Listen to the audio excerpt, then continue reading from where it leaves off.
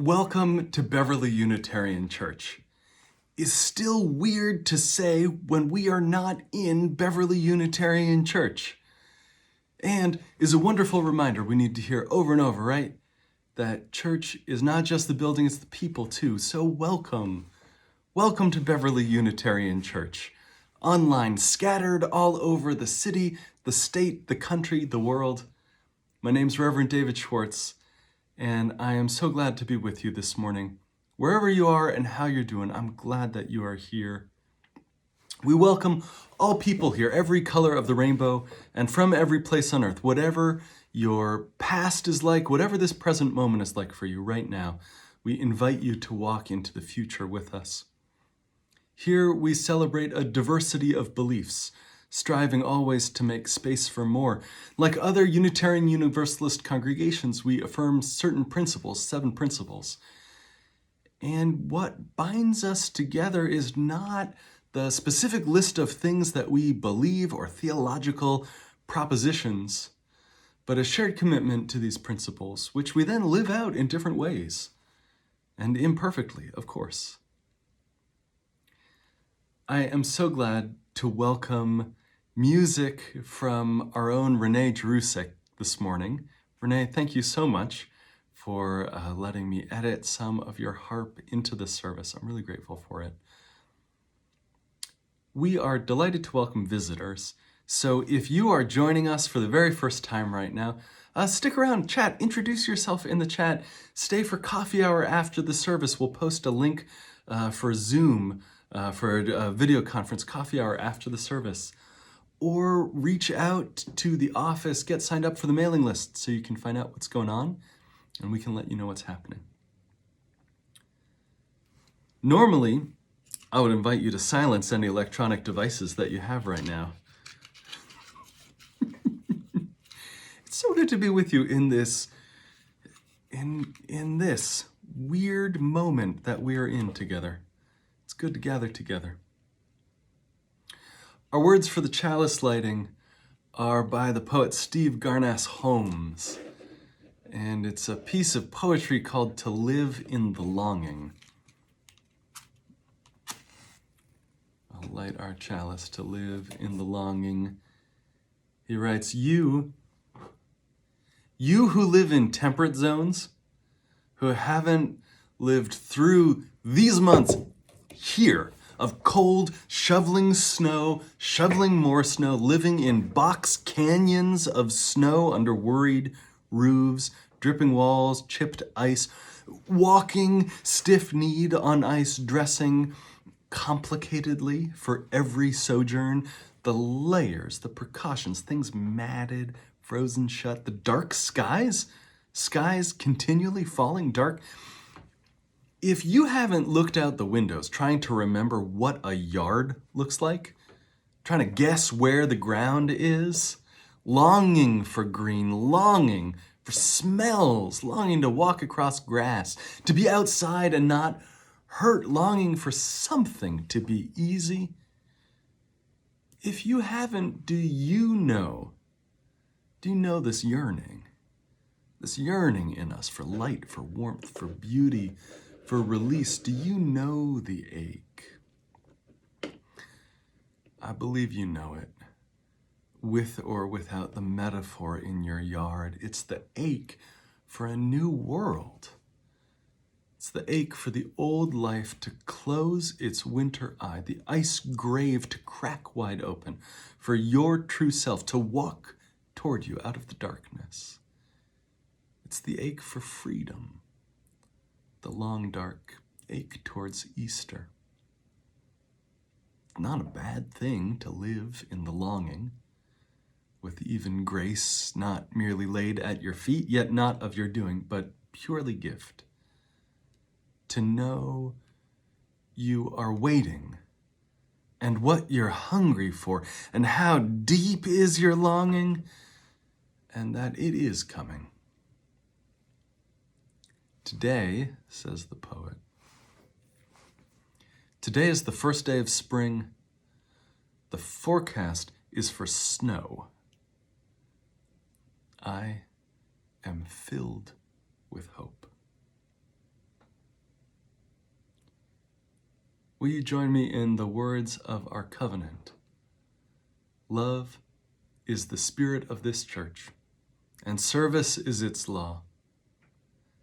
This is our great covenant, to dwell together in peace, to seek the truth in love, and to help one another.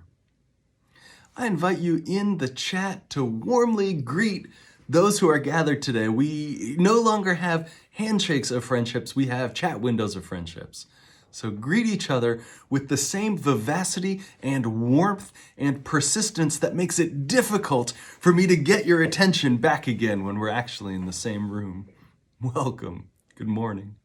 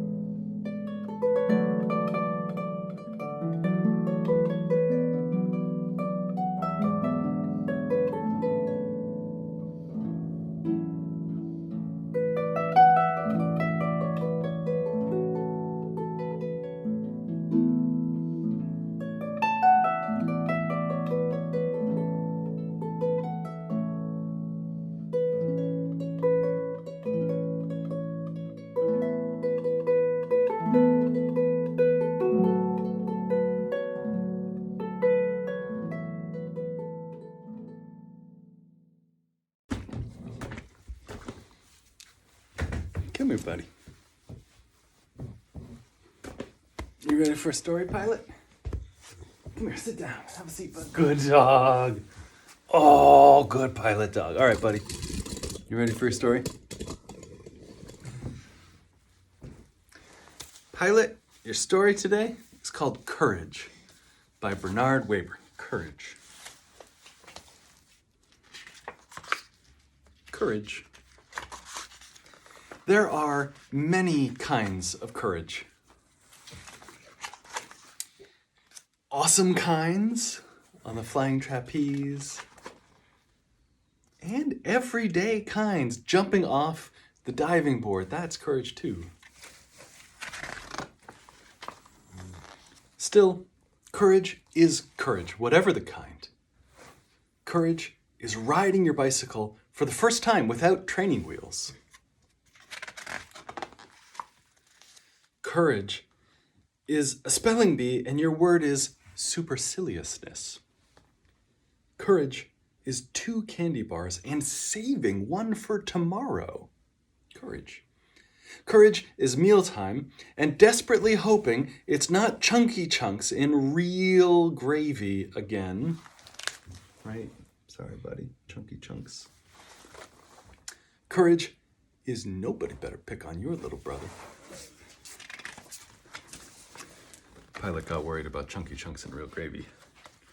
Courage is, it's your job to check out the night noises in the house.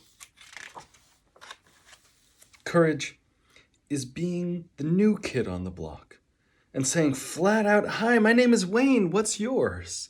Courage is tasting the vegetable before making a face. Courage is not peeking at the last pages of your whodunit book to find out who did it. Courage is being the first to make up after an argument. Courage is arriving much too early for a birthday party. Courage is sending a Valentine to someone you secretly admire and signing your real name. Courage is admiring but not plucking. Courage is going to bed without a nightlight. Courage is deciding to have your hair cut. Courage is trying to cover up your mean, jealous side. Courage is a scenic car trip and being stuck in the middle during the best parts. Courage is explaining the rip in your brand new pants. Courage is exploring heights and depths. Courage is a blade of grass breaking through the icy snow. Courage is starting over. Courage is holding on to your dream. Courage is being a firefighter or a police officer. Courage is sometimes having to say goodbye. Courage, well, courage is what we give to each other. Friends, this is a time for courage. This is a time for ordinary courage. This is a time for the courage to persevere and just keep on going. This is a time for the courage to do your school assignments that are being sent to you when you really don't feel like it and you would much rather just play Minecraft for the entire day. Courage is making dinner when there is a pint of ice cream in the freezer and you could just eat the ice cream and not make the dinner. Courage is making dinner and taking care of yourself. Courage in this moment is even going to bed and turning off the screen instead of watching one more episode and getting yourself a good night's sleep instead. Courage is the decision not to get angry when your parents make you turn off the screen and go to bed instead of just watching one more episode. And most of all, courage is what we give each other. Courage doesn't mean not being afraid, and courage doesn't mean not being worried. All those kids and dogs and cats and adults and grown-ups and grandparents through this whole book, they weren't people who weren't afraid. They're people who are afraid and who are worried and who didn't know what was going to come and who did the next right thing anyways. And that's what's on for us to do too right now. We are afraid and worried and we don't know what's going to come. But we know we're going to do the next right thing anyways. And we know that we're going to make it through together. Courage is what we give each other.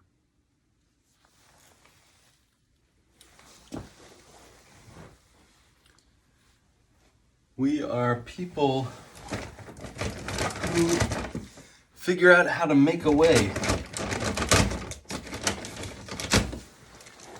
even when the way doesn't seem to be clear.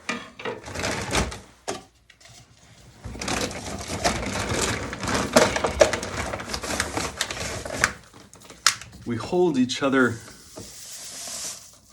in this congregation. Hold each other in love and in care. And we figure it out together. And we make a new way where there didn't seem to be a way. In this community, we see each other and we hold each other. We invest our lives in each other. Rather than moving through the world pretending that everything's fine and we're doing just great,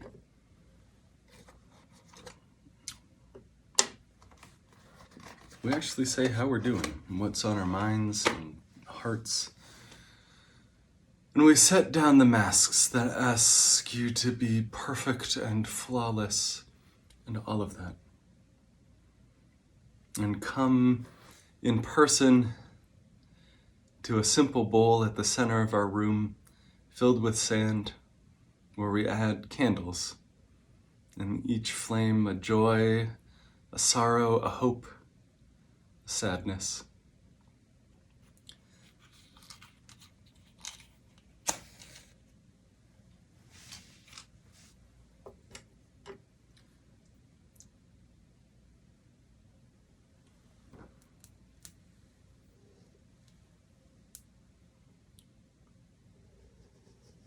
A candle for all those who are sick, who are struggling.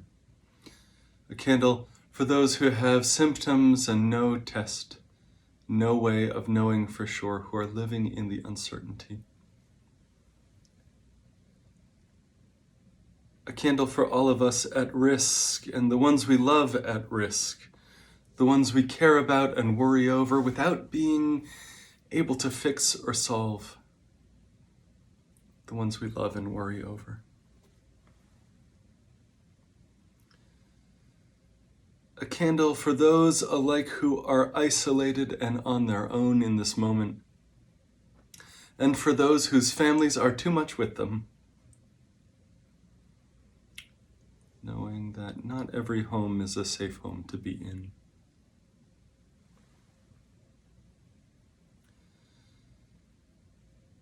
A candle for all the helpers,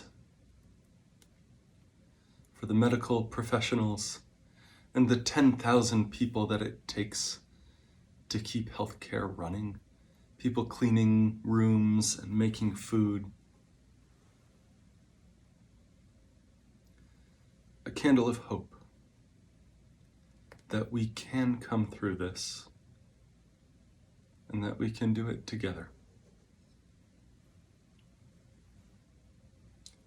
And a candle for all those joys and sorrows left unsaid, those that we hold silently in our hearts.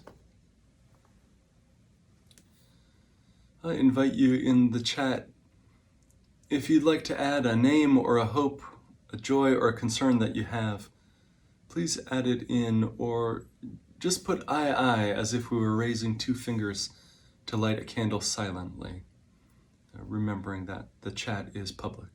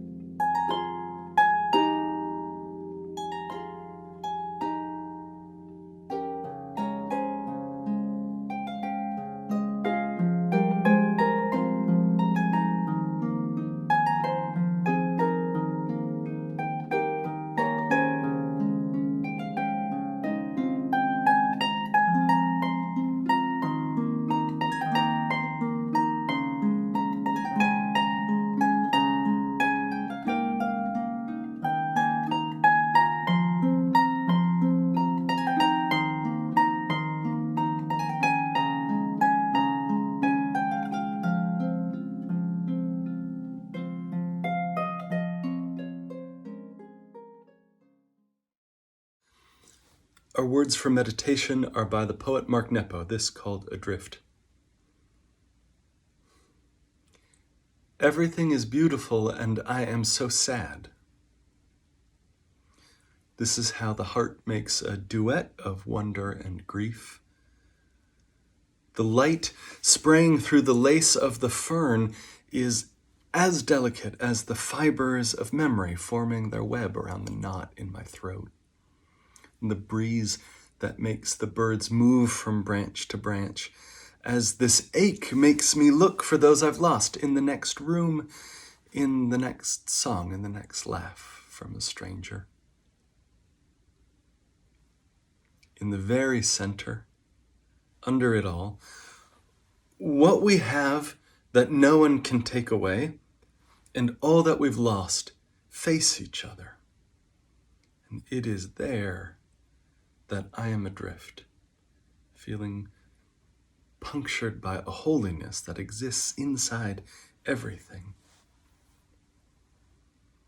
I am so sad, and everything is so beautiful.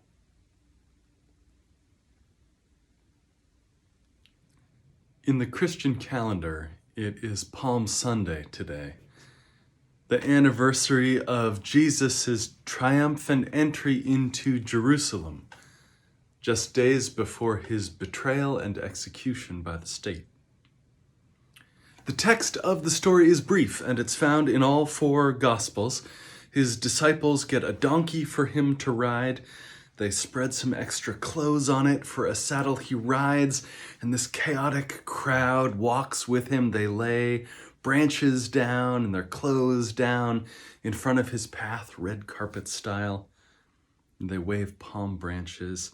And he enters the city, and the inhabitants of Jerusalem, seeing this strange parade, ask, "Who is this?"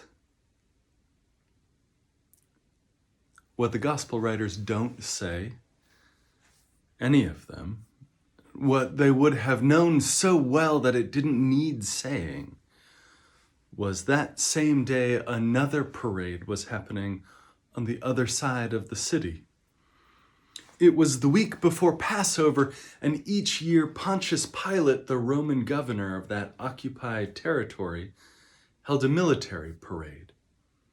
Officers on horseback, bright armor, shining red cloth in the sun, rank on orderly and trained rank of soldiers. One commentator explains it all like this.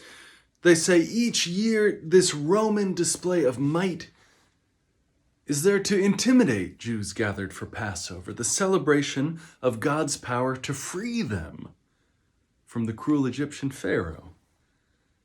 Pilate's job at Passover is to crush any nascent hope by the Jews of another successful rebellion against their present-day oppressors. Rome will keep the peace, but its Pax Romana will be ensured by violence, not love, not fairness, and lest this be misunderstood, hundreds of gruesome crosses line the roads into Jerusalem, a warning, a public warning. The commentary continues. They say Jesus, or the writers of the gospel, as they told and retold this story in the centuries after his death, plans Palm Sunday carefully, an act of living theater, making a point about the choices that you and I face. Jesus chooses to enter Jerusalem on a lowly donkey with a cluster of children and adults waving palms, and together they'll shout their joy for a God who heals, who brings peace, who forgives, this God who they've seen through Jesus. A different way of life is possible. And Jesus shows by the symbols in his parade that peace can be achieved by nonviolence, by dignity given to all, by us loving each other as God loves us, he says, abundantly. And these 2 different ways of peacemaking are contrasted that day in 2 competing parades on Palm Sunday. The people of Jerusalem will need to choose between them. So will we. It is a choice of the kind of life you want to live. It's a choice to answer the call of this life that you're invited into. Which parade will you choose in the daily living of your life? The little things, too. My friend Anna in New York described overhearing someone at the gym ranting when satellite TV went out during a snowstorm. She says he was outraged. He was morally indignant, and he was looking to me, she said, as if I might commiserate as a fellow victim of injustice. I said nothing, but she says I felt something close to despair as I thought back on the many interactions I've had with people indignant about an elevator that's too slow, or their preferred brand of whatever being unavailable. It's not just the privilege, it's not just the lack of perspective, it's that our innate spiritual sense of injustice, she says. Our natural capacity for outrage, amply evident in my young kids, has been co-opted and displaced into this consumer theater. The the precious resources of our outrage, our brain power, our words, our sacred energy are wasted on this fake outrage, fake resistance. We all have a moral capacity for outrage and a human capacity for love. And the question and the choice set before us is, to what shall we give these precious and limited capacities? Into what shall we invest the days and hours of our hearts? And what dividend do we hope that investment will pay?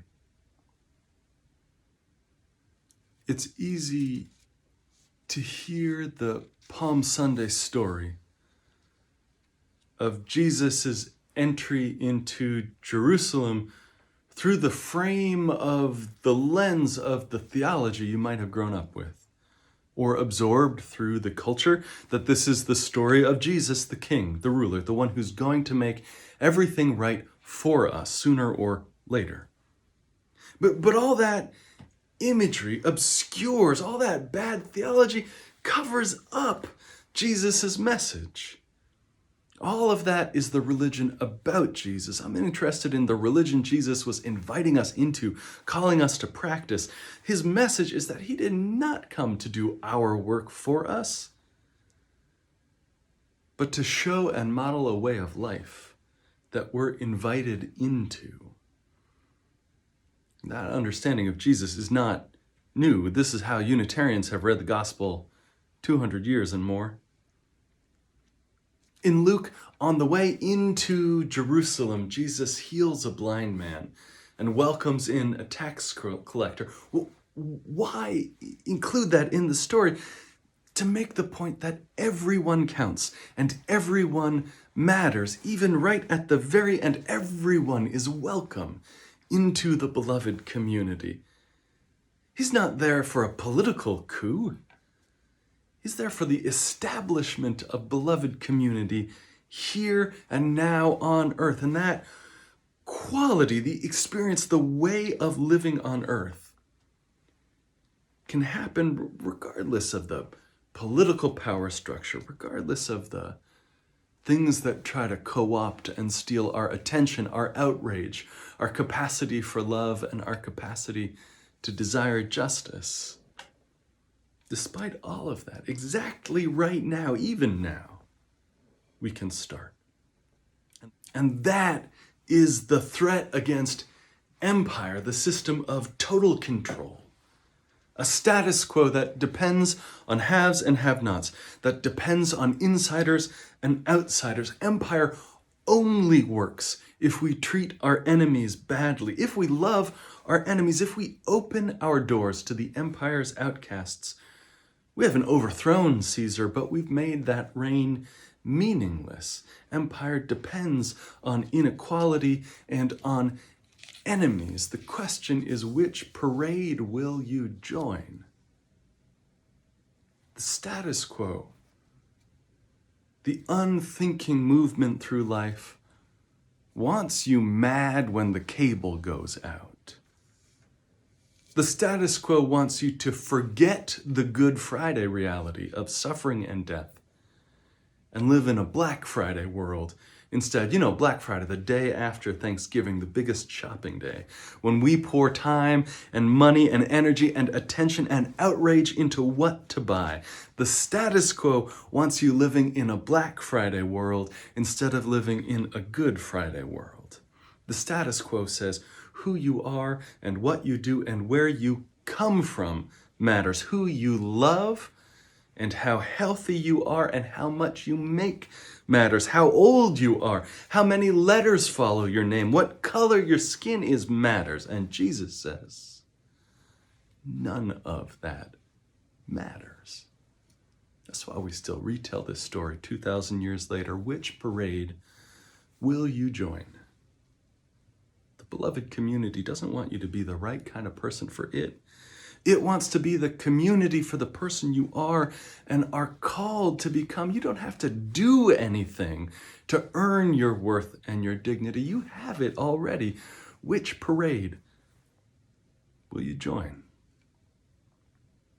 the procession that celebrates the ludicrous, the subversive, the continually astonishing notion that everyone counts and everyone matters, full stop.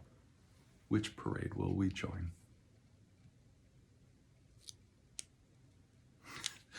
I know we're not joining any parades in person anytime soon. We are gathered together apart. And this question is all the more sharp because the usual routines and habits of everyday life have been peeled back and peeled away. And we have the time and the space enforced, perhaps, to face these questions more sharply than we usually do. We're gathered this morning together and apart.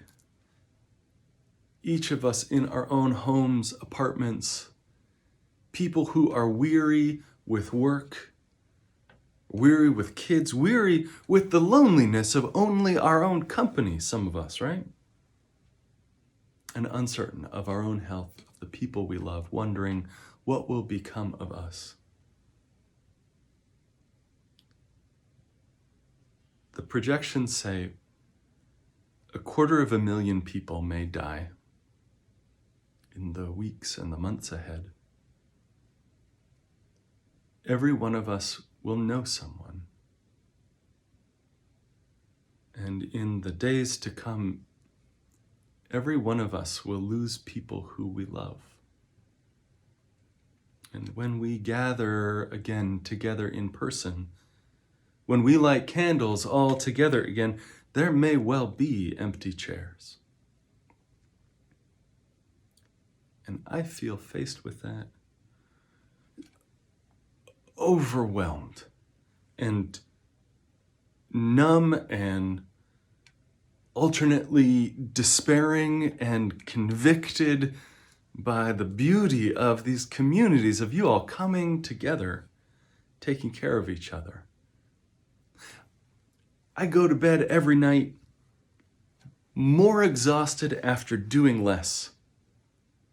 And I wake up in a world that seems less solid every day. And I remember years ago at a protest, a sign that read, just this, a sign that read, what we have in common is that we are heartbroken.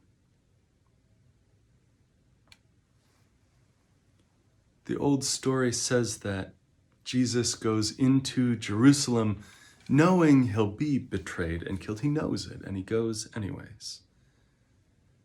And his parade is joyful and hopeful and triumphant and sincere and heartfelt and beautiful. And he knows he'll be killed. And he knows that when his people gather, there will be an empty chair.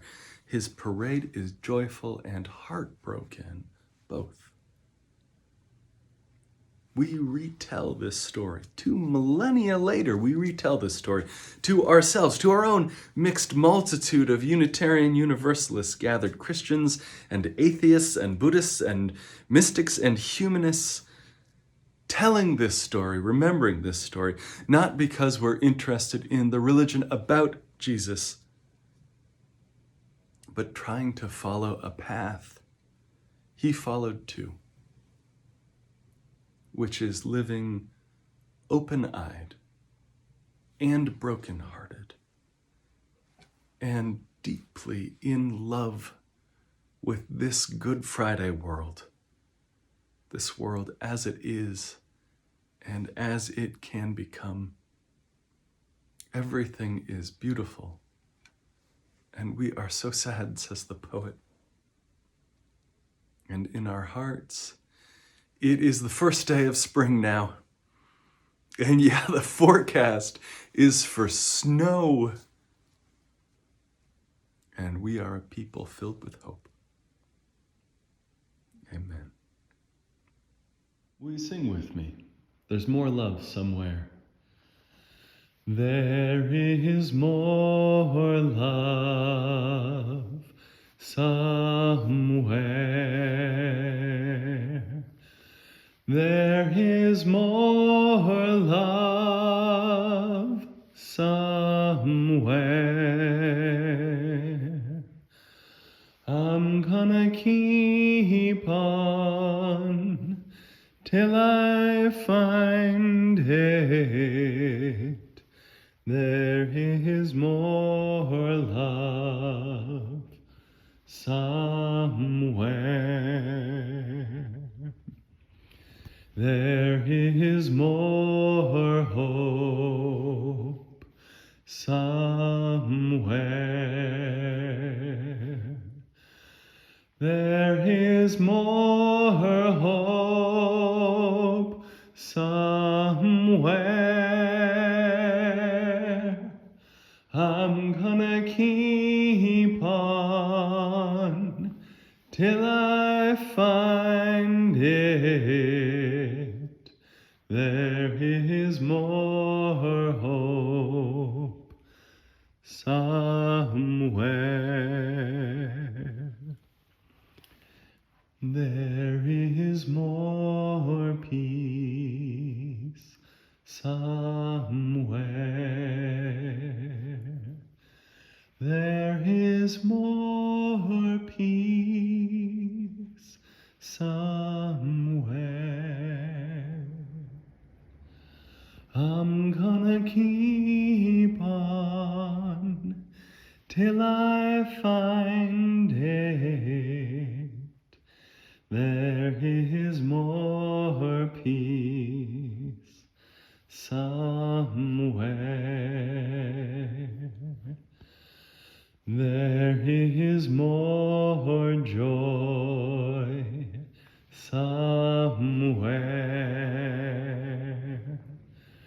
There is more joy somewhere. We're gonna keep on till we find it. There is more joy somewhere.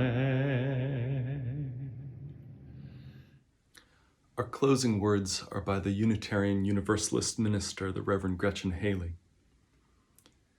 She writes, "All you can do is walk into Jerusalem with the hosannas ringing in your ears and the palms coming at you in every direction,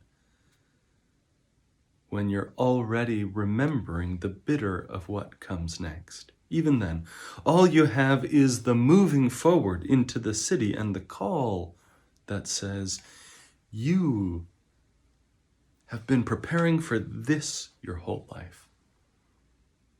That every good thing will come undone does not make it all make-believe, and when the world turns upside down, and lovers become strangers, and thieves and betrayers turn out to be the beloved beside you in the dark, even when the palms turn to passion, even then, you can still throw your arms open wide and turn forgiveness over and over on your tongue, until it just falls out and you find yourself empty of everything for a moment, until the breath begins again, the rise and the fall, and the next morning comes gloriously steady with life. Amen. And go in peace.